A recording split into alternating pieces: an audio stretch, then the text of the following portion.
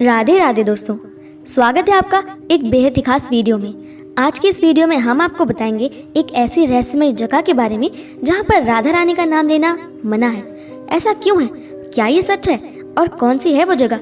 आज की इस वीडियो में हम इसी बारे में बात करेंगे। तो दोस्तों, एक समय की बात थी जब श्री कृष्ण ने राधिका रानी को देवर्षि नारद से पहले से ही सावधान रहने को कहा था।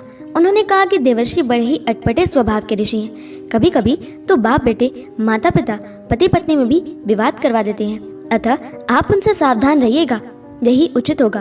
किंतु राधा जी ने इसी बात को हंसकर टाल दिया, क्योंकि वो तो है ही बेहद भोली। वो किसी पर इस तरह से अविश्वास नहीं कर सकती। और फिर एक दिन की बात है कि ललिता सखी वन से चमेली आदि के पुष्पों का चयन करके श्री कृष्ण के लिए एक बेहद सुंदर फूलों का हार बना रही थी। हार बन जाने के बाद वो बार बार उसे बिखेर देती और फिर से नया हार बनाने लग जाती।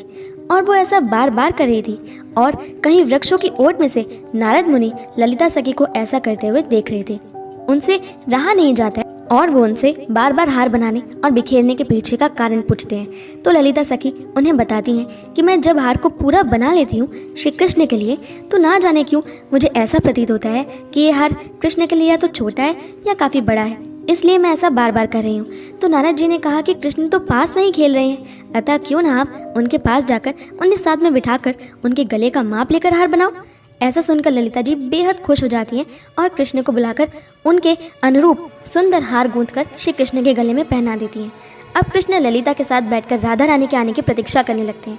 और नारद ने पहले से ही श्री कृष्ण से एक बार वचन लिया था कि वो एक बार ललिता जी और श्री कृष्ण को झूले पर झूलते हुए देखना चाहते हैं। तो अवसर पाकर नारद जी ने श्री कृष्ण को उनका वचन स्मरण करवाया। अतः कथा अनुसार श्री कृष्ण नारद जी की इच्छा और अपने वचन को निभाने के लिए ललिता जी को अपनी गोद में उठाकर झूले में बिठा देते हैं और उनके साथ मधुर झूला झूलने लगते हैं। इधर नारद जी ललिता श्री कृष्ण की जय हो, ललिता कृष्ण की जय हो बोलते हुए राधा जी के घर के निकट उपस्थित होते हैं। राधा रानी जब उनके मुंह से ये सुनती है तो वो नारद जी से पूछती हैं कि देवर्षि, आज आप बड़ा प्रसन्न होकर ललिता कृष्ण की जय हो कर रहे हैं, क्या हुआ है? कुछ तो बात है जो आप नारायण नारायण छोड़कर ललिता कृष्ण की जय हो गा रहे हैं। क्या बात है, बताइए तो सही। तो नारद जी ने मुस्कुराते हुए बोला, वाह क्या सुंदर दृश्य है।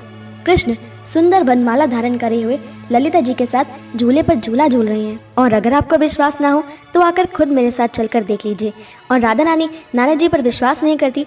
वो सोच में पड़ जाती हैं कि मेरी अनुपस्थिति में कृष्ण ललिता जी के साथ झूला झूले, ऐसा तो संभव नहीं। राधा रानी नारद जी के साथ ललिता कुंड तक जाती हैं और दूर से कृष्ण को ललिता के साथ झूला झूलते हुए देख लेती हैं। तो इससे बताया जाता है कि राधा रानी को रोष हुआ और वो लौट आई अपने कुंज में और अपने घर में गुस्सा होकर बैठ गई। श्री कृष्ण को भी ये जानने में देर न लगी कि उनकी राधे उनसे गुस्सा है और वो जल्दी ही भागते हैं राधा रानी के घर उन्हें मनाने के लिए।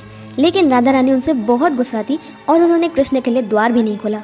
कृष्ण काफ़ी समय तक उनके द्वार पर खड़े होकर उनसे याचना करते रहे, उन्हें मनाने की कोशिशें करते रहे, पर वो राधा रानी को मना नहीं पाते हैं। हालांकि बाद में राधा रानी को एहसास होता है कि उन्हें कान्हा के साथ ऐसा नहीं करना चाहिए था, क्योंकि कान्हा तो सबके हैं। हालांकि जब कृष्ण रोते हुए राधा को वापस नहीं ला पाते, नहीं मना पाते, तो वो आकर ललिता कुंड पर बैठ जाते हैं उदासी में। ये वही कुंड है जिसे श्री कृष्ण और ललिता के नाम से जाना जाता है, जहाँ पर वो जल क्रीड़ा किया करते थे।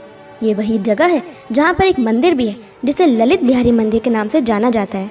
यहाँ पर हमें श्री कृष्ण की उदास मुद्रा में एक मूर्ति भी देखने को मिलती है। और ये मूर्ति उस बात का प्रमाण है कि राधा रानी को जब कृष्ण मना नहीं पाते तो वो यहीं उदासी में आकर बैठ जाते हैं।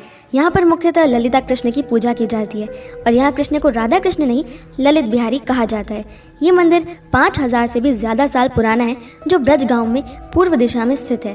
तो दोस्तों, ब्रज में ये है वो जगह जहाँ कृष्ण को राधा से पहले ललिता का ललित बिहारी माना जाता है और ललिता जी के साथ इनकी पूजा की जाती है। ललिता जी को श्री कृष्ण के जीवन में पहला स्थान दिया जाता है और उन दोनों को एक साथ बड़ी धूमधाम से पूजा जाता है। यहाँ पर राधा रानी का नाम ज़्यादा नहीं लिया जाता। और यहाँ आपको जानने को मिलेंगे कान्हा के जीवन से जुड़े बेहद अद्भुत छोटे छोटे तथ्य और बेहद खूबसूरत कोट्स। आपको ये कहानी कैसी लगी हमें कमेंट करके ज़रूर बताएं। और अगर आपको ये वीडियो पसंद आई तो उसे लाइक, शेयर और हमारे चैनल को ज़रूर सब्सक्राइब कर लें। नोटिफिकेशन बेल भी ऑन कर लें ताकि हमारी सारी नई वीडियोस की नोटिफिकेशन सबसे पहले पहुंचे आप तक।